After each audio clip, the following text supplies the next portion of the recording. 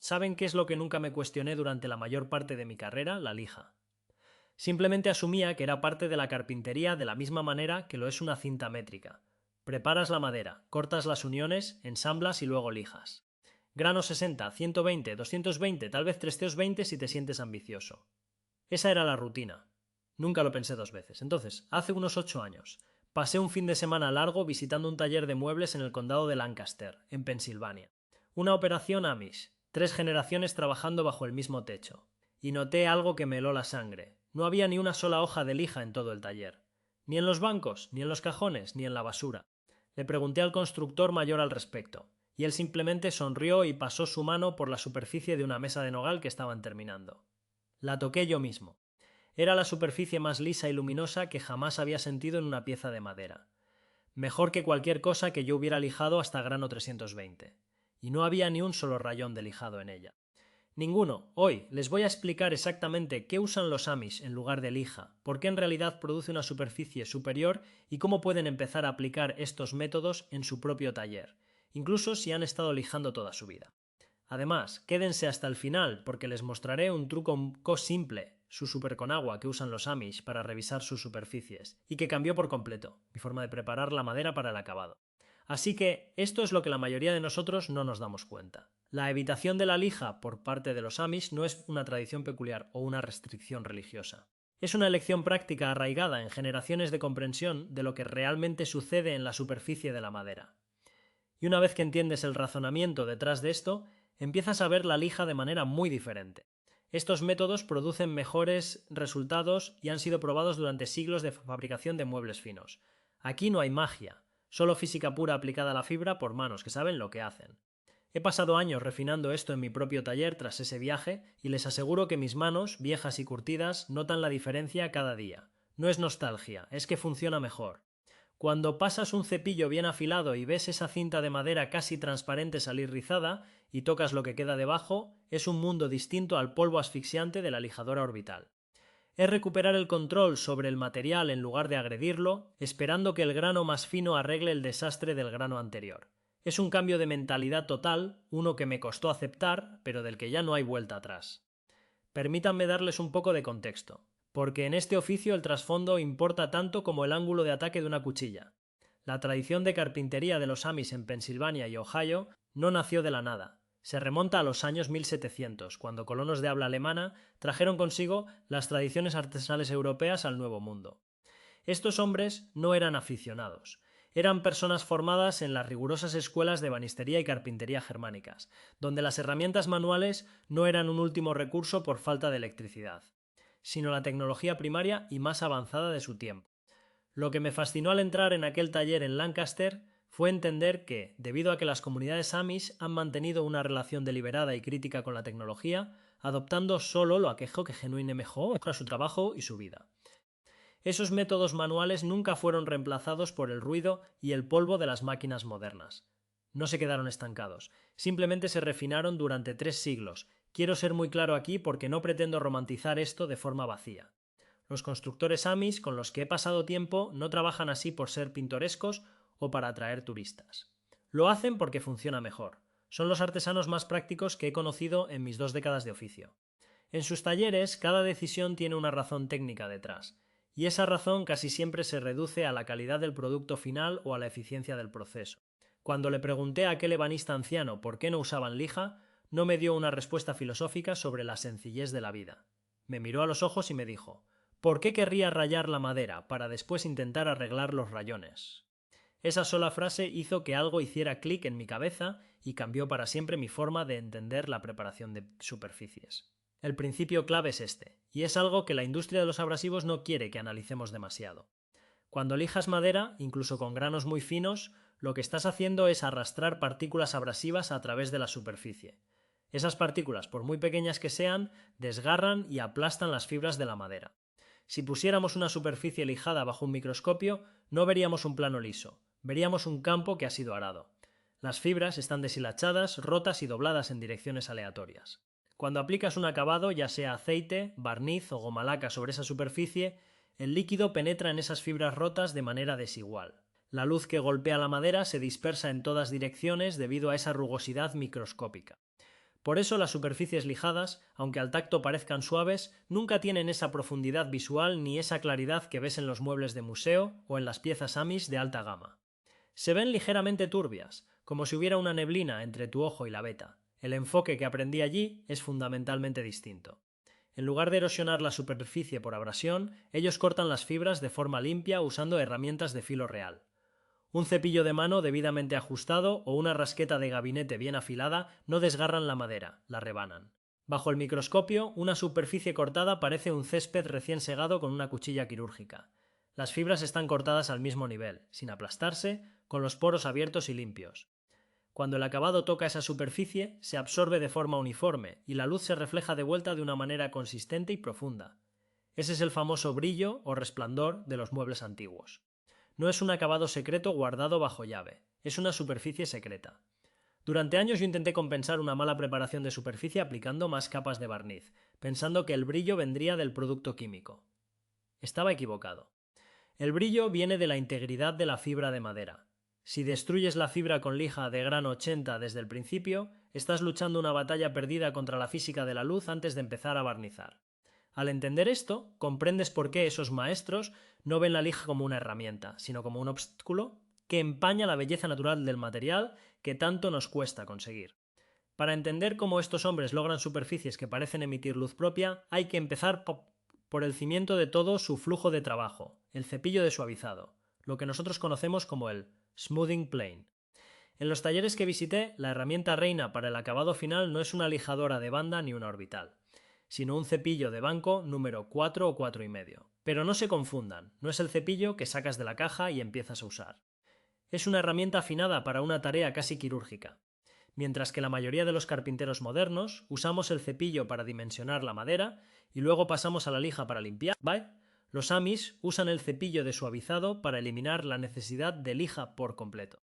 La clave está en el ajuste. Observé cómo ajustaban la cuchilla para tomar una viruta de entre 0,02 y 0,05 milímetros de grosor. Es una lámina tan fina que, si la sostienes frente a un periódico, puedes leer las letras a través de la madera. Aquí es donde yo fallaba sistemáticamente antes de aprender su método.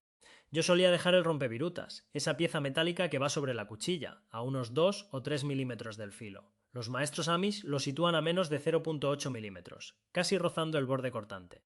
Ese ajuste es crítico porque rompe la fibra de la madera justo en el momento en que se corta, impidiendo que la viruta actúe como una palanca que desgarra la veta hacia adelante. Cuando intenté replicar esto en mi taller con un trozo de arce rizado, esa madera que hace llorar a cualquiera que use lija por los constantes desgarros, el resultado fue impactante. Al usar el cepillo con un ligero sesgo, unos 10 o 15 grados respecto a la dirección de la veta, la cuchilla simplemente rebanaba las fibras sin dejar un solo rastro de desgarro. Lo que antes me tomaba una hora de lijado pasando por 4 granos distintos, ahora lo resolvía en 5 minutos de pasadas rítmicas y silenciosas.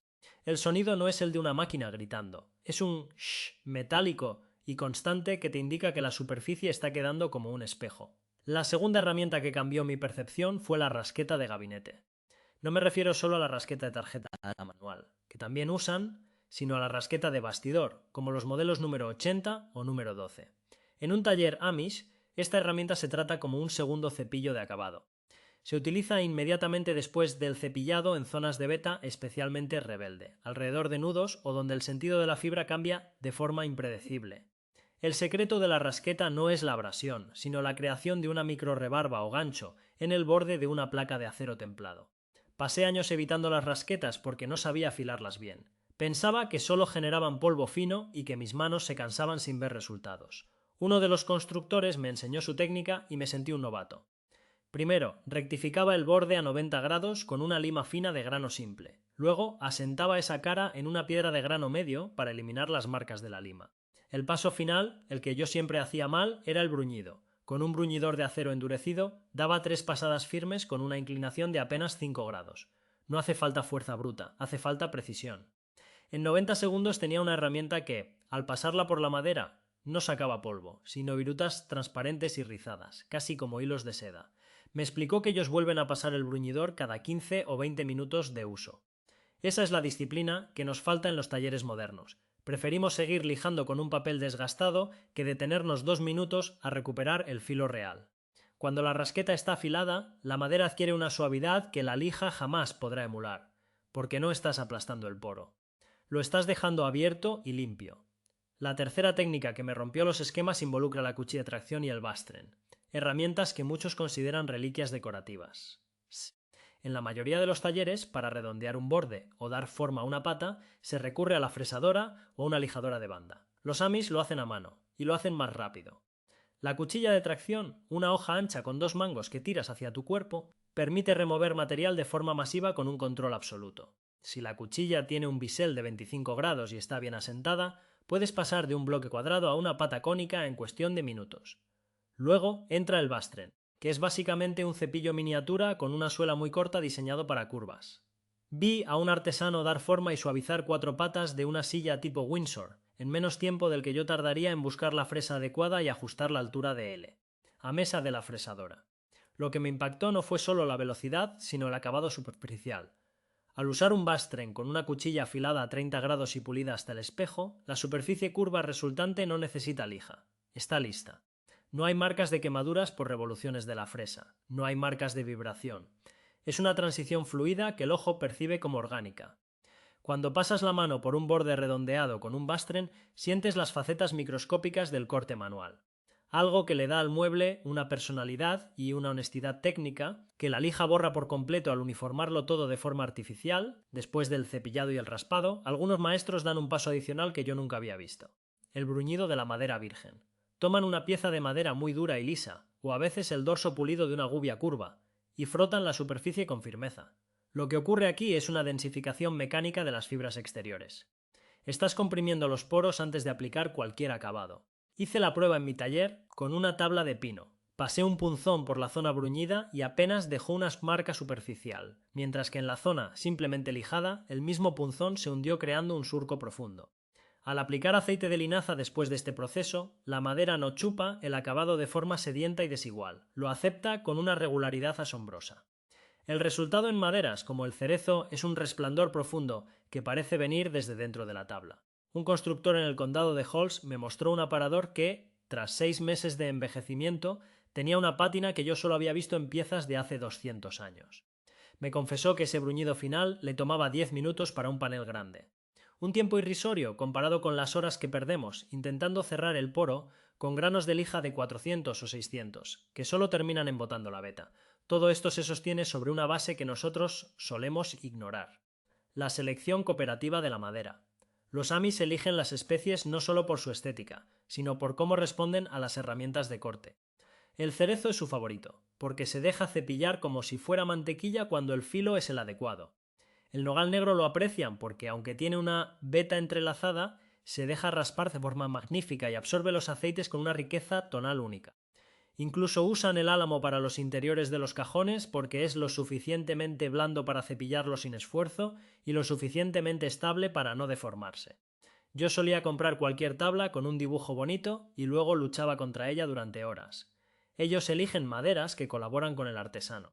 Si una pieza de arce tiene demasiado ojo de pájaro o nudos complejos que disparan el riesgo de desgarro, simplemente la descartan para superficies grandes a menos que el cliente lo pida expresamente, porque saben que el tiempo extra en la rasqueta no compensa la ganancia visual en muchos casos. Es una mentalidad de ingeniería pura, optimizar el material para el proceso disponible. Pero finalmente está el sistema de afilado. En esos talleres, afilar no es una tarea molesta que se deja para el final de la semana. Es parte del ritmo de trabajo, como respirar. La estación de afilado está siempre a mano, con piedras de agua de grano 800, 4000 y 8000, además de un asentador de cuero cargado con compuesto de óxido de cromo. No usan guías complejas ni máquinas eléctricas ruidosas. Afilar un cepillo les toma menos de 3 minutos porque lo hacen constantemente. Dan 2 o 3 pasadas por la piedra de 8000 cada 5 o 6 virutas largas. Al mantener siempre el filo al 100%, nunca llegan al punto en el que la herramienta empieza a empujar la fibra en lugar de cortarla. Esa es la verdadera razón por la que no usan lija. Sus herramientas siempre están cortando de verdad. Cuando tu cepillo está tan afilado que puede afeitar el vello de tu brazo sin esfuerzo, la idea de pasar un papel abrasivo por esa superficie se vuelve, sencillamente, un absurdo técnico. Al mirar atrás me doy cuenta de que pasé gran parte de mi carrera repitiendo patrones de pensamiento que heredé de una industria que prefiere vendernos soluciones rápidas en lugar de enseñarnos habilidades duraderas. El primer patrón, y quizás el más dañino, es esa tendencia casi automática de buscar la lija en cuanto una superficie no es perfecta. Lo hacemos porque el papel abrasivo es clemente, no requiere una gran destreza técnica para usarlo y siempre nos devuelve una sensación de suavidad al tacto. Pero lo que tardé años en comprender es que en ese proceso estamos canjeando la suavidad real por una ilusión de suavidad. Una superficie lijada se siente suave porque las fibras desgarradas son tan diminutas que las terminaciones nerviosas de nuestros dedos no pueden detectarlas individualmente. Sin embargo, el acabado que aplicamos después sí sabe que están ahí, y la luz, al rebotar contra esas fibras aplastadas y revueltas, también lo sabe. Es la diferencia entre una ventana limpia y una ventana empañada. Ambas pueden estar lisas. Pero solo una permite que la luz pase con total claridad. El segundo patrón es haber relegado los cepillos manuales exclusivamente a las fases de desbaste y dimensionamiento. Durante años asumí que el cepillo era para quitar madera sobrante y que el acabado final era territorio exclusivo de las máquinas. No entendía que el problema no era la herramienta, sino mi propia incapacidad para conseguir un filo que estuviera a la altura de un acabado de calidad. Los maestros Amis me demostraron que un cepillo bien puesto a punto no es solo una herramienta de carpintería, sino la mejor herramienta de acabado que existe. El tercer patrón erróneo es la creencia de que comprar granos cada vez más finos solucionará los problemas de superficie. He visto a compañeros de oficio llegar hasta el grano 600 o incluso 800, invirtiendo cerca de una hora en un solo tablero, solo para obtener una superficie que sigue careciendo de la profundidad y el fuego que ves en una pieza trabajada con cuchilla. Lijar más no arregla lo que el lijado le hace fundamentalmente a la estructura de la madera. El cuarto patrón es la selección ciega de la madera. Antes, yo elegía una tabla por su veta espectacular o su color, y luego pasaba horas luchando contra ella para que aceptara un acabado decente. Los artesanos que conocí en Pensilvania eligen de forma cooperativa. Saben qué piezas se dejarán trabajar por el filo y cuáles les darán problemas de desgarro, y reservan estas últimas para lugares menos visibles o procesos específicos. Esta decisión, tomada antes siquiera de encender una luz en el taller, elimina la mayoría de las frustraciones antes de que aparezcan. La buena noticia es que, una vez que logras identificar estos hábitos en tu propio trabajo, puedes empezar a cambiar el rumbo. No hace falta que mañana mismo tires todo tu papel de lija a la basura. Yo empecé poco a poco, comprometiéndome a terminar solo un panel de mi siguiente proyecto exclusivamente con el cepillo y la rasqueta. La diferencia fue tan evidente que en el siguiente mueble, la lijadora orbital ni siquiera salió de su caja Jora. Quiero compartir con ustedes ese truco final que mencioné al principio. Ese que los constructores de Lancaster usan como prueba de fuego antes de que la madera toque el acabado. Es una técnica de una sencillez aplastante, pero que te ahorra días de arrepentimiento. Cuando un constructor Amis termina de cepillar o raspar una superficie, toma un trapo de algodón limpio y lo humedece ligeramente con agua común. No se trata de empapar la madera, sino de dejar una película sutil. Pasa el trapo por toda la superficie y luego sostiene la tabla en un ángulo muy bajo frente a una fuente de luz, como una ventana o una lámpara de taller. En ese momento ocurre algo revelador, si la superficie fue cortada limpiamente. El agua se absorbe de forma uniforme y la madera mantiene una apariencia constante. Pero si hay alguna zona donde la fibra se desgarró o se aplastó, aunque sea a un nivel microscópico que el ojo desnudo no ve, esos puntos absorben el agua mucho más rápido y se ven notablemente más oscuros que el resto. Esos puntos oscuros son una advertencia directa. Ahí es exactamente donde el tinte o el aceite se acumularían de forma excesiva, creando las manchas o el aspecto sucio, que solemos culpar a la calidad del producto de acabado. El artesano simplemente marca esas zonas con un trazo suave de lápiz, deja que la madera se seque por completo y luego vuelve a pasar la rasqueta solo en esas áreas específicas hasta que la fibra queda cortada de verdad. Repite la prueba del agua y, cuando la absorción es perfecta, sabe que el acabado entrará en la madera con la misma nobleza con la que entró la cuchilla. Empecé a aplicar este test del agua hace 7 años y he eliminado por completo cada problema de manchas que antes me volvía loco. No era la mancha, no era la madera, era la preparación de la superficie. Este pequeño insight, observado en el silencio de un taller que no conocía la electricidad, vale más que 10 manuales modernos de carpintería. Es la clase de conocimiento que no se puede empaquetar en una caja de cartón ni venderse en una estantería, y por eso se ha ido olvidando, precisamente para que este tipo de saberes no se pierdan en el ruido de la industria. Me tomé el tiempo de recopilar las mejores técnicas tradicionales que he aprendido en estos años. Lo he titulado Los viejos métodos, y es una colección de 100 secretos de carpintería que la mayoría de los artesanos actuales nunca han visto. Son técnicas como las que hemos cubierto hoy, explicadas paso a paso con medidas reales y la experiencia de mis propios errores en el taller para que ustedes no tengan que cometerlos. Pueden conseguir su ejemplar escaneando el código QR que aparece en pantalla o utilizando el primer enlace que encontrarán en la descripción. Les agradezco sinceramente que me hayan acompañado en esta reflexión. A veces, para avanzar en nuestro oficio, no necesitamos comprar la última máquina con sensores láser, sino mirar un poco hacia atrás y confiar en lo que nuestras manos y nuestros ojos nos están diciendo. Si les interesa profundizar más en estas tradiciones olvidadas, asegúrense de suscribirse al canal. Ahora, si me disculpan, tengo unas cuchillas que necesitan pasar por la piedra de 8000 antes de que caiga la noche. Nos vemos en el próximo vídeo.